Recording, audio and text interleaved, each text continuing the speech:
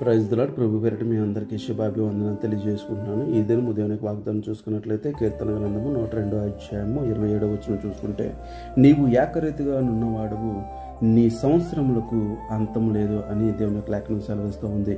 నిజమే, ఆయన ఓ అల్ఫయు ఓ మేఘయు అయినటువంటి దేవుడు. ఆయన మొదటివాడు కడపటివాడై ఉన్నటువంటి దేవుడు. ఆయన భూమికి పునాది వేసినటువంటి దేవుడు. ఆయన ఆకాశ నక్షత్రములు కలగచేసినటువంటి దేవుడు. ఇవన్నీ కూడా దేవుని చేతి పనులే అని దేవుని లేఖనం సెలవిస్తుంది.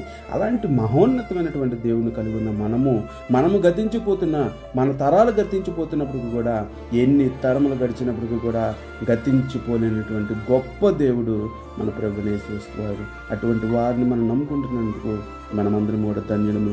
ఆయన్ని విశ్వసించి ఆయన కొరకు మనం ముందుకు సాగేవారుగా మనమందరం కూడా ఉందుముగాక.